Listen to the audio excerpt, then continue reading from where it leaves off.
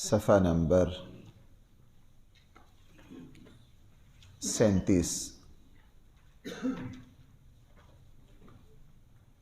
آیت نمبر ہے 37، آیت نمبر بھی ہے 37۔ بسم اللہ الرحمن الرحیم۔ الحمد للہ رب العالمین والصلاة والسلام علی سید الانبیاء والمرسلین وعلی آلہ واصحابہ اجمعین۔ اما بعد فاعوذ باللہ من الشیطان الرجیم۔ بسم اللہ الرحمن الرحیم۔ وما كان هذا القرآن أن يفترى من دون الله ولكن تصديق الذي بين يديه وتفصيل الكتاب لا ريب فيه من رب العالمين أم يقولون افتراه قل فأتوا بسورة مثله وادعوا من استطعتم من دون الله إن كنتم صادقين بل كذبوا بما لم يحيطوا بعلمه ولما يأتهم تأويله كذلك كذب الذين من قبلهم فانظر كيف كان عاقبة الظالمين۔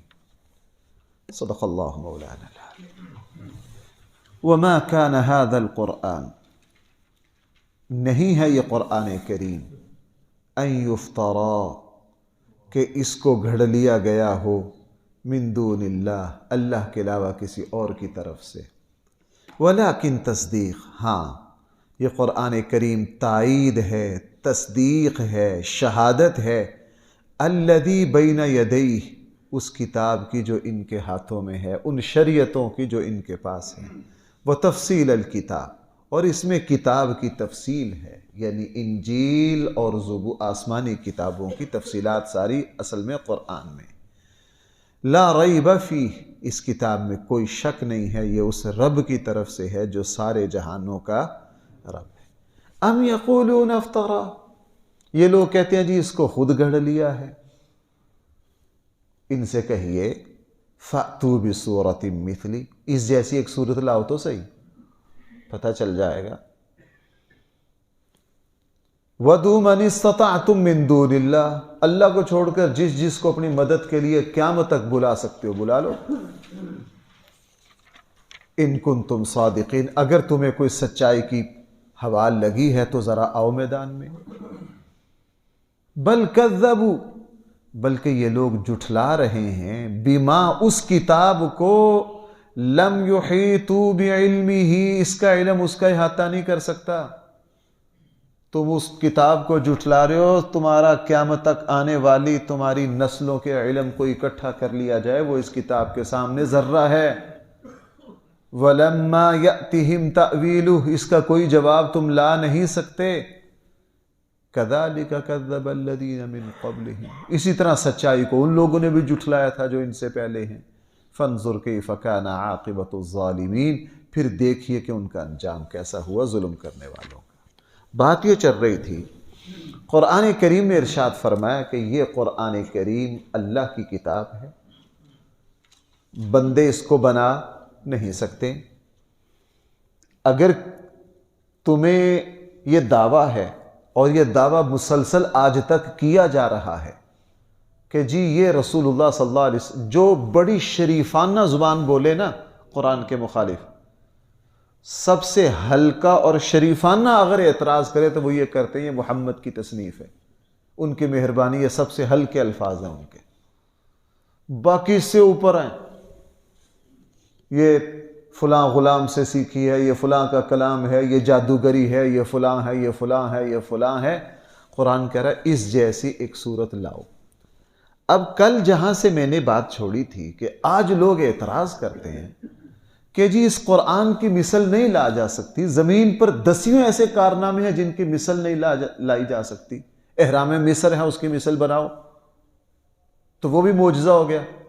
قرآن کی مثل نہیں لائی جا سکتی، قرآن جیسا کلام نہیں بنایا جا سکتا، یہ اس کے اگر معجزہ ہونے کی دلیل ہے تو احرام مصر دوبارہ بنائے نہیں جا سکے۔ دنیا میں فلاں فلاں چیزیں علامہ اقبال کی کوئی نقل نہیں اتار سکتا، فلاں انگلش کے جو مصنف ہیں ان کی کوئی نقل نہیں اتار سکتا، فلاں ناول ہیں 200 سال سے ان کی کوئی مثل لا نہیں سکا۔ تو اگر قرآن کی کوئی مثل نہیں لا سکا یہ معجزہ اور اللہ کے کلام ہونے کی علامت ہے. پھر دنیا میں دسیوں چیزیں وہ ہیں جن کی کوئی مثل لا نہیں سکتا، ان کو بھی معجزہ مانو، ان کو بھی اللہ کا کارنامہ مانو. وہ یہ سوال کرتے ہیں. اب اس کا جواب کیا ہے؟ میں کل کے درس میں سارا تفصیل سے اس کا جواب عرض کیا تھا کہ قرآن کریم کی خوبیاں جو ہیں، قرآن کریم میں خوبیاں تو شمار ہی نہیں کر سکتے. بنیادی کتنی میں عرض کر رہا تھا؟ 10. کل میں نے کتنی عرض کی تھی؟ 6. دنیا کے کسی کلام میں یہ 10 باتیں پوری کرو. یہ کیا کرو؟ 10 باتیں پوری کرو. میں یہ 10 موٹی موٹی عرض کر رہا ہوں، اگر اس کو پھیلایا جائے تو اعجاز قرآن 100 سے اوپر چلا جائے گا. وہ چونکہ ہم گرامر کے ماہر نہیں ہوتے، ہم گرامر کے ماہر نہیں ہوتے. قرآن کے ایک ایک لفظ یوں ہے جیسے موتی جڑے گئے، فصاحت و بلاغت کے. اور 1400 سالوں میں فصحاء، بلغاء، شعراء، ادباء، خطباء، انہوں نے ایڑی چوٹی کا زور لگا لیا، اس کے کسی ایک لفظ کو فصاحت کے معیار سے نیچے لائے. ہم اگر گرامر سمجھتے ہوتے نا، مولانا رحمت اللہ کرانوی، علامہ جار اللہ زمخشری، علامہ، یہ بڑے بڑے محققین نے قرآن کے مفردات پر جو بحث کی ہے نا، ہماری یہاں لائبریری میں 12 جلدوں میں ایک کتاب ہے، 12 جلدوں میں، اس میں صرف قرآن کے ایک ایک لفظ پر تحقیق ہے کہ اس کا ایک ایک لفظ ہیرے جواہرات کی طرح کس طرح جڑا گیا. میں اس کی اتنی مثالیں آپ کو دے سکتا ہوں، لیکن چونکہ وہ زیادہ تر ان لوگوں کو سمجھ میں آئیں گی جو لوگ بھائی کیا عربی فصاحت و بلاغت کو اچھی طرح سمجھتے ہوں. میں یہ 10 باتیں وہ عرض کر رہا ہوں جو ہر بندہ سمجھ سکتا ہے. کل میں نے 6 باتیں عرض کی تھی. اب اس سے آگے آئیے.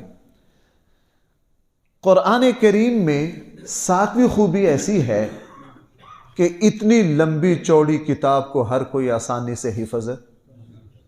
اقبال کے کلام کا کوئی حافظ لاؤ، غالب کے کلام کا کوئی حافظ لاؤ، انگلش کے فلاں فلاں ناول جو ہیں ان کا کوئی حافظ لاؤ، دنیا میں کسی کتاب کا کوئی حافظ لاؤ. ایک آدھ لانے سے کام نہیں چلے گا. اتنے حافظ پاکستان، ہندوستان، بنگلہ دیش، کہیں چلے جاؤ، بچہ بچہ حافظ. میں نے جمعے میں کیا آپ کو عرض کیا تھا؟ کتنے سال کا بچہ؟ 4 سال کا بچہ. اور 2022 پچھلے سال فلسطین بیت المقدس میں ایک مقابلہ ہوا ہے، خواتین کا ہوا ہے. بھائی سننا میری بات، خواتین کا ہوا ہے کہ ایک مجلس میں پورا قرآن کون سی خاتون سناتی؟ ایک مجلس میں 3000 بچیاں شریک ہوئی ہیں اور اکثر گھریلو خواتین ہیں. ایک خاتون نے عشاء میں قرآن سنانا شروع کیا صحیح لہجے میں، تیز تیز نہیں جس طرح ہمارے ہاں، نہ صحیح لہجے میں، الحمدللہ رب العالمین، اس لہجے میں. لگ پتہ جاتا ہے ذرا 4 رکوع آپ اس طرح پڑھیے، اگر کھانا ناشتہ ہر چیز ہضم نہ ہو جائے. ایک پارہ ذرا پڑھ کے دیکھیے، معدہ خالی ہو جائے گا. ایک بچی عمر 31 سال ہے، شادی ہوئے 2 سال ہو گئے، 6 ماہ کا بچہ جھولی میں ہے. عشاء کے بعد اس 3000 میں جو بچی اول آئی ہے، شوہر ساتھ ہیں، وہ بچے کو دودھ بھی پلا رہی ہے. اگر بچہ روتا ہے شوہر ساتھ ہے، وہ سنبھالتا ہے. اس نے عشاء کے بعد اس لہجے میں قرآن سنانا شروع کیا. صبح 9 بجے ایک ہی نشست میں بغیر غلطی کے پورا قرآن سنایا. میرے پاس اس کا پورا ریکارڈ محفوظ ہے. میں جو باتیں آپ سے عرض کرتا ہوں میرے پاس ان کی ویڈیو چیزیں موجود ہوتی. 3000 بچیوں نے مقابلے میں شرکت کی. اس سال صرف ایک بورڈ کی میں بات کر رہا ہوں، پاکستان کے 5 بورڈ ہیں، اور تقریباً بہت بڑی تعداد وہ ہے جو ان 5 بورڈوں سے وابستہ نہیں ہے. ابھی 12 فروری کو صرف علماء دیوبند کا جو بورڈ ہے اس میں مکمل قرآن کریم کے جو بچے بچیاں اس سال جو امتحان دے رہے ہیں ان کی تعداد 1,02,000 ہے. کتنی ہے؟ قرآن کا یہ اعجاز ہے کہ اس کو ہر کوئی حفظ کر لیتا ہے، دنیا کے کسی کلام کو حفظ ہے۔ میں ایک مرتبہ، کافی سال پرانی بات ہے، میں یہاں بیٹھا تھا، ایک خان صاحب یہاں پروفیسر آتے تھے، وہ انگلش پر ان کو بڑا عبور تھا اور انگلش کے وہ بہت ماہر پروفیسر تھے۔ ان کے ہاتھ میں ایک انگلش ناول تھا۔ کہنے لگے مفتی صاحب مجھ سے ایک سوال تنگ کر رہا ہے، بڑے مطالعے والے آدمی تھے، تحقیقی ذہن رکھتے تھے وہ۔ کہنے لگے جی قرآن کی مثل نہیں لا جا سکتی، میرے پاس یہ ناول ہے، میں اس کو 31 سال سے پڑھا رہا ہوں انگلش کا، دنیا میں اس کی مثل بھی نہیں لا جا سکتی، کیا اس کو بھی معجزہ اور اللہ کا کلام کہہ سکتے ہیں؟ میں نے کہا جی کتنے سال ہو گئے آپ کو پڑھاتے ہو؟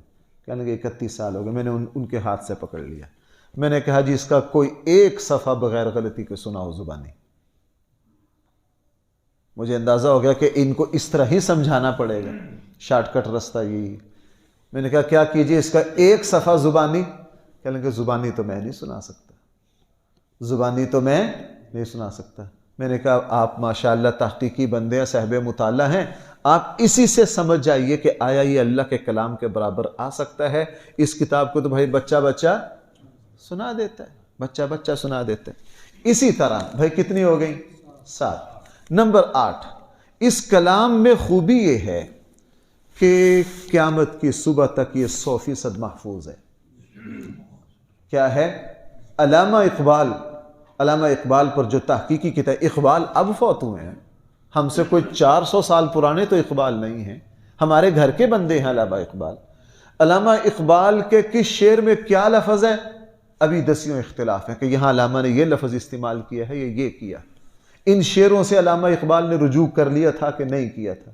یہ شعر آیا ان کا کلام ہے یا نہیں؟ کئی غزلیں ایسی ہیں جو متنازع ہیں، بہت سے لوگ ان کو علامہ اقبال کی کہتے ہیں، بہت سے لوگ ان کو علامہ اقبال کی مانتے نہیں ہیں۔ بہت سے قطعات ایسے ہیں کہ وہ کہتے ہیں علامہ اقبال نے رجوع کر لیا تھا، بعض کہتے ہیں ان سے رجوع نہیں کیا تھا۔ اور جن لوگوں نے اس موضوع پر تحقیقی مقالے ہیں، لائبریریوں میں موجود ہیں کہ آیا اس شعر میں علامہ اقبال نے یہ لفظ استعمال کیا تھا یا یہ لفظ استعمال کیا تھا، ہمارے گھر کے ہیں، ہماری زبان کے ہیں، ہمارے قومی شاعر ہیں، ان کا کلام بھی محفوظ نہ رہ سکا۔ 1400 سال بعد ذرا اندازہ لگانا علامہ اقبال کے کلام کا کیا حشر ہوگا۔ یہ قرآن کریم 1400 سال پہلے اترا ہے، 100% کیا ہے؟ محفوظ ہے۔ بھائی کتنی ہو گئیں؟ 8 ہو گئیں۔ یہ کیا ہے؟ 100% محفوظ۔ نمبر 9، اس کلام میں یہ اثر ہے، یہ دنیا کی کسی اس میں نہیں ہے۔ اس عموماً ایسا ہو، اس کلام کو جتنا پڑھتے جاؤ اتنا لذت بڑھتی ہے۔ دنیا کے کسی کلام کو جتنا پڑھو، 2-4 مرتبہ پڑھ کے بندہ اکتا جاتا ہے، 2-4 کے بعد کیا ہو جاتا ہے؟ اکتا جاتا ہے۔ کسی کلام کو لے لو، کسی شاعر کے کلام کو لے لو، آپ کو دن میں وہ کلام 10 مرتبہ سنایا جائے، آپ کہیں گے یہ آپ کی بڑی مہربانی، بس میرے کان پک گیا، میں مزید سنا، کوئی اور بات کرو۔ گوشت کا شوقین سے شوقین کو 3 دن مسلسل گوشت کھلاؤ، چوتھے دن وہ کانوں کو ہاتھ لگایا جائے گا، بھئی میری طبیعت خراب ہوگی۔ دودھ سے اعلیٰ ہمارے یہاں کوئی غذا نہیں ہے۔ ایک بندے کو دن میں 5 مرتبہ دودھ پلاؤ، پی لے گا؟ وہ کہے گا یار دودھ ہی پلائی جا رہے ہو مجھے۔ انسان کا مزاج ہے۔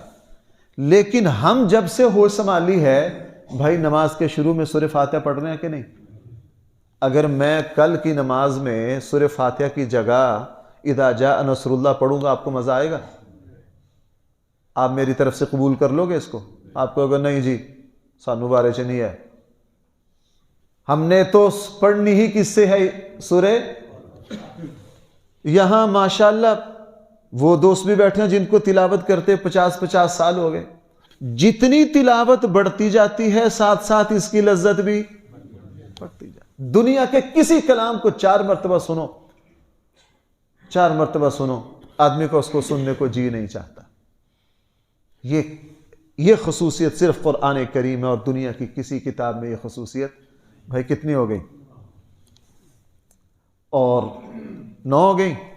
نمبر 10، قرآن کریم کی تاثیر۔ اس جیسی تاثیر میں نے جو جمعہ پڑھایا ہے، میں نے سارا جمعہ ہی اس پر پڑھایا ہے کہ یورپ کیوں تنگ ہے قرآن سے، وہ قرآن کی توہین کیوں کرتا ہے، وہ اس قرآن کی تاثیر سے تنگ ہے۔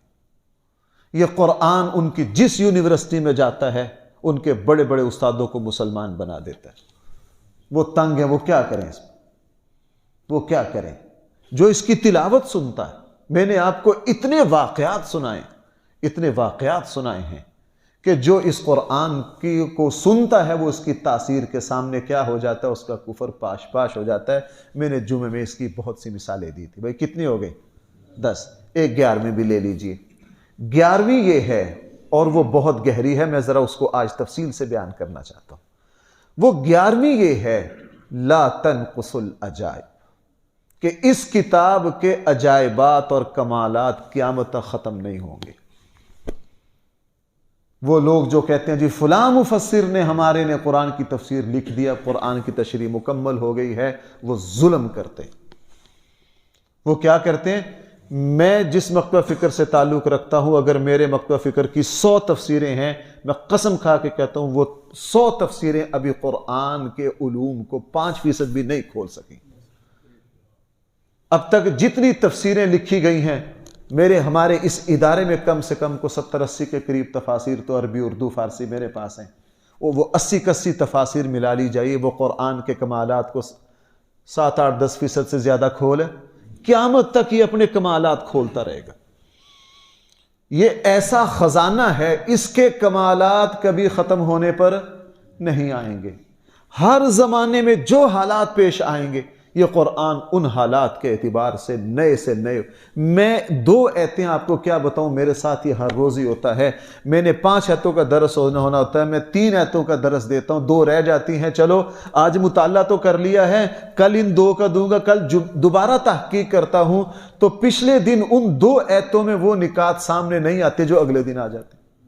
بعض مرتبہ ایسا تو ان میں سے 1 آیت بیان کی ہے، 1 بچ گئی ہے، اب اس کو 2 دن پہلے درس دینا تھا، جب تیسرے دن اس اگلی آیت کا مطالعہ کیا، پہلے 2 دن وہ نکات اللہ نے نہیں میری جھولی میں ڈالے، تیسرے دن اس آیت پر 2-3 نکات اللہ نے اور سمجھا دی۔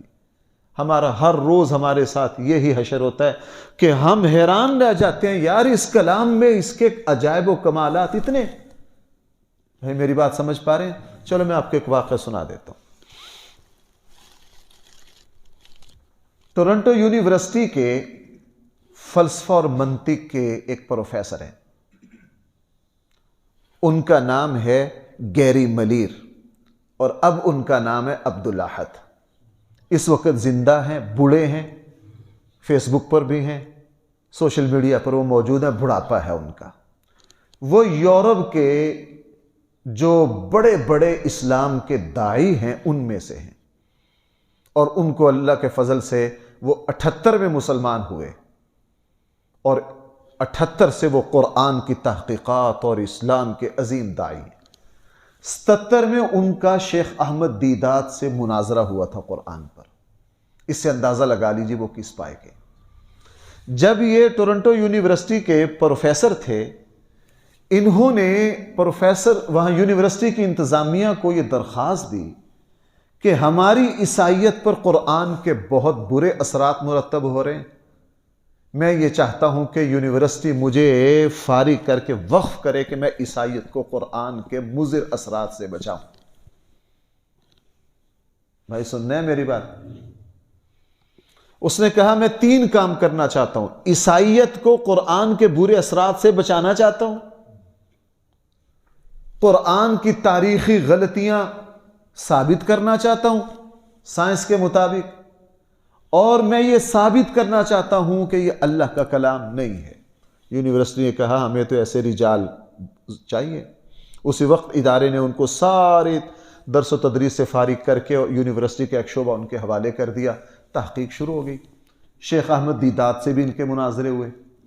4 سال تحقیق کرنے کے بعد جس وقت انہوں نے اس یونیورسٹی انتظامیہ کو کہا جی میں اپنی تحقیق مکمل کر چکا ہوں، انہوں نے مجلس کا انعقاد کیا، انہوں نے کہا جی میں جھوٹ، وہ لوگ سچے ہیں، وہ جدھر جائے ہماری طرح وہ فریب نہیں کرتے۔ انہوں نے کہا جی میں نے اس کتاب پر 4 سال تحقیق بھی کر لی، بڑے بڑے مسلمانوں سے مناظرے بھی کر لیے، اور میں نے اس کو عیسائیت کو کیا اس سے بچانا تھا، میں اس نتیجے پر پہنچا ہوں یہ اللہ کا کلام ہے۔ یہ کیا ہے؟ اب اگلی بات ہے سننے والی، اگلی بات ہے اس نے جو نکات بیان کیے وہ بڑے تفصیلی ہیں، مجھے کم سے کم گھنٹہ چاہیے کہ اس نے قرآن سے کیا سمجھا۔ میں صرف 3-4 آپ کے سامنے رکھتا ہوں، آپ حیران ہو جائیں۔ اس نے کہا جی میرے کچھ سوالات ہیں، پوری دنیا کے قرآن کے منکر میرے ان سوالوں کو حل کر دیں، میں اپنے موقف پر قائم رہوں گا، وگرنہ مسلمان ہونے کے لیے تیار ہوں۔ اس نے کہا جی سب سے پہلی بات یہ ہے، سب سے زیادہ یہ کہا گیا کہ یہ قرآن جادوگری ہے۔ بھائی سننا ذرا، حالانکہ یہ نکتہ اس سے پہلے میں نے نہیں سنا۔ کل کو کسی، میں کہہ رہا ہوں بات کہاں سے چلی ہے، اس کتاب کے کمالات ختم نہیں ہو۔ انہوں نے کہا جی اس کتاب کو اس زمانے کے لوگوں نے جادوگری کہا کہ یہ سحر ہے، یہ جادو ہے۔ اگر یہ جادو ہے تو میرے ایک سوال کا جواب دو، جو مسلمان بھی اس کلام کو شروع کرے گا، شروع کرنے اس کا آغاز ہی وہ یہاں سے کرتے ہیں، اعوذ باللہ من الشیطان الرجیم، کہ میں شیطان مردود سے پناہ مانگتا ہوں اور شیطان کی مدد کے بغیر جادو ہو۔ یہ کیسا جادو ہے جس میں ساری گالیاں جادو کو ہیں؟ سمجھے میری بات؟ یہ کیسا جادو ہے جس میں ساری لعنت ہی کس کی ہے؟ تم کہتے ہو کہ یہ شیطانی قوتوں کی طرف سے یہ کلام محمد کو سکھایا گیا۔ اس کتاب میں تو جگہ جگہ کہا گیا کہ تمہارا سب سے بڑا دشمن شیطان ہے، شیطان کے مکر سے بچنا، شیطان خبیث ہے، شیطان یہ کرتا ہے۔ یہ کیسی شیطان کی کتاب ہے کہ ساری شیطان کی تردید پر ہے؟ یہ کیسی جادو کی کتاب ہے کہ اس کے شروع میں کس پر لعنت بھیجی جاتی؟ بھائی میری بات سمجھ پائیں؟ اس نے کہا جی میرے سوال کا جواب دو۔ یورپ کے بڑے بڑے لوگ بیٹھے سر جوڑ کے، ان کا جس کا کوئی، ان کا اگر یہ شیطان کی طرف سے ہے تو اس کتاب میں سب سے زیادہ تردید شیطان کی کیوں ہے؟ اگر یہ جادوگری ہے تو سب سے زیادہ اس میں رد، قل اعوذ برب الفلق، قل اعوذ برب الناس۔ بھائی سورہ جن، قرآن کریم نے سارا پہلے پارے میں ہاروت اور ماروت کے ذکر میں سحر کا رد کیا کہ نہیں قرآن نے؟ اس نے کہا یہ کیسی عجیب بات کرتے ہو، کہتے ہو شیطان کی طرف سے اس تلاوت کے آغاز کرنے والے پر ضروری ہے پہلے کس پر لعنت بھیجے؟ شیطان پر بھیجے۔ اگر یہ جادوگری ہے تو اس کتاب میں جادوگری کا رد کیوں ہے؟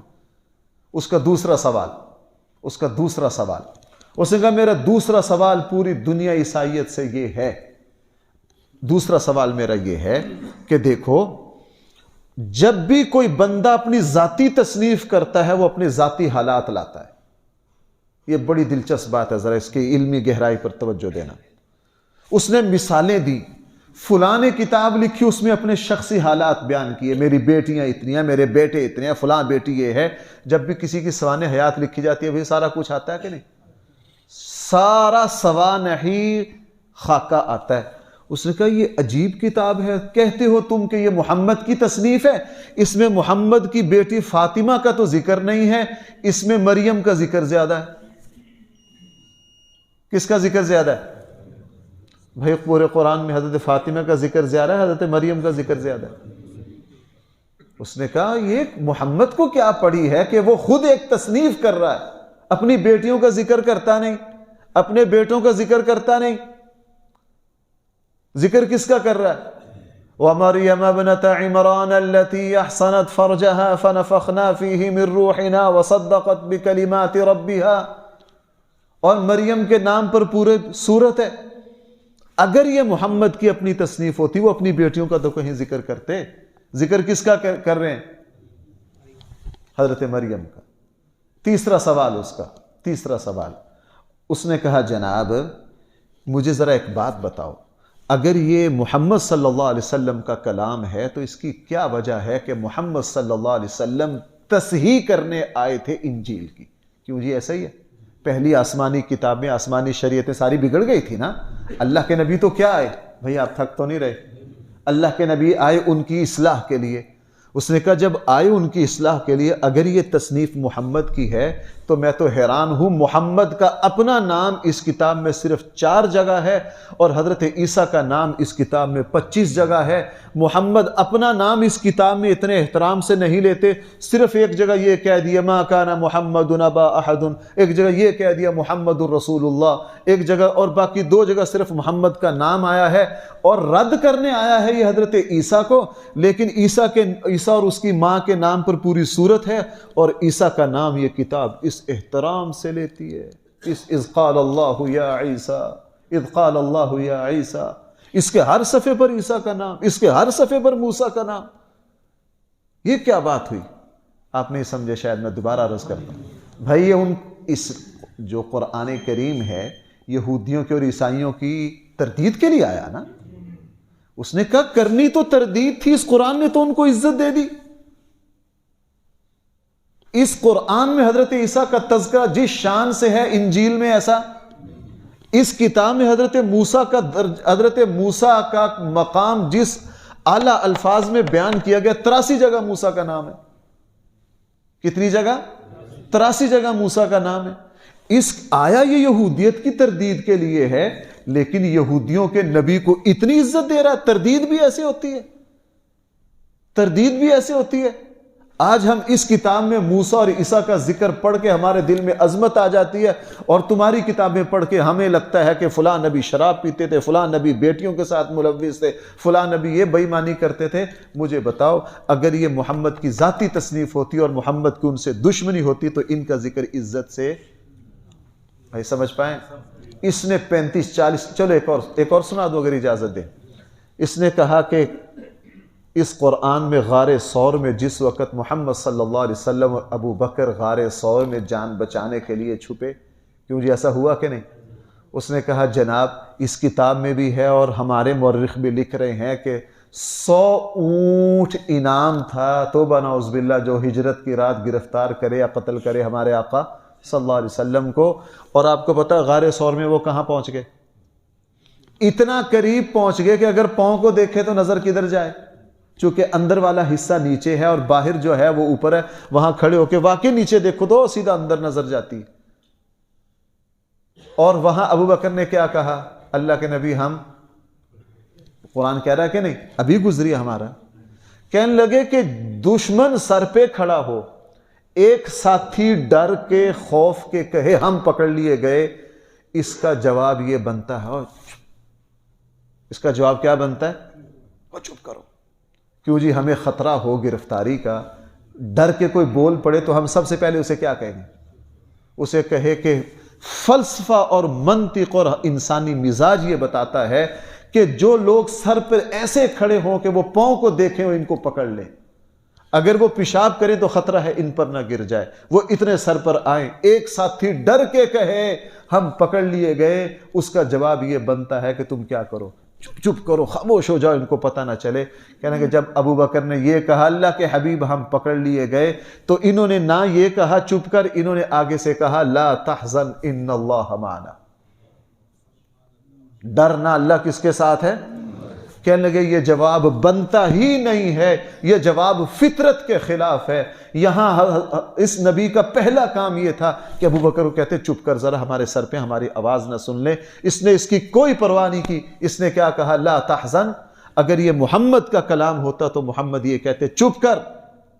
جب یہ کہا لا تحزن ان اللہ معنا، یہ علامت ہے اس بات کی کہ یہ نبی ہے، یہ عام بندہ نہیں ہے، اور یہ کس کا کلام ہے۔ اس طرح کی بہت سی اس نے باریکیاں بیان کی ہیں اور بڑی دلچسپ باریکیاں ہیں۔ میرے خیال سے جو بات میں سمجھانا چاہتا ہوں، میں نے 10 بیان کرنے تھے، 11 ہو گئے، قیامت تک اس کتاب کے کمالات ختم نہیں ہوں گے۔ اب باقیوں کو چھوڑ دیجئے، باقی جو اعجاز قرآن کی وجوہ ہیں وہ میں چھوڑ رہا ہوں، یہ صرف یہ 11 ہی لے لیجئے۔ دنیا کی کسی کتاب میں یہ 11 تو کیا، ان میں سے 2 بھی پوری کر کے دکھائیے، دنیا کی کسی کتاب میں اللہ نے یہ کمالات نہیں رکھے۔ اس لیے قرآن کا دعویٰ آج یہ قیامت کی صبح تک ہے، فَأْتُوا بِسُورَةٍ مِّن مِّثْلِهِ، اس جیسا کوئی ایک سورت لائے جس کے اندر باقی خوبیاں چھوڑ دیں، صرف یہ کتنی ہو؟ صرف یہ 10-11 ہی ہوں، اور میرے خیال سے 2 دن میں جتنی وجوہ میں نے بیان کی ہیں وہ کافی ہو جائیں گی کہ اس قرآن کی مثل لائی نہیں جا سکتی۔ ترجمہ میں نے کر دیا ہے۔ اللہ تعالی ہم سب کو صحیح فہم عطا فرمائے۔ الحمدللہ رب العالمین، والصلاة والسلام على سید الانبیاء والمرسلین وعلى آلہ واصحابہ اجمعین۔ ربنا آتنا فی الدنیا حسنہ وفی الآخرة حسنہ وقنا عذاب النار۔ ربنا ظلمنا أنفسنا وإن لم تغفر لنا وترحمنا لنكونن من الخاسرين۔ صلى الله تعالى على خير خلقه سيدنا مولانا محمد وآله وأصحابه أجمعين۔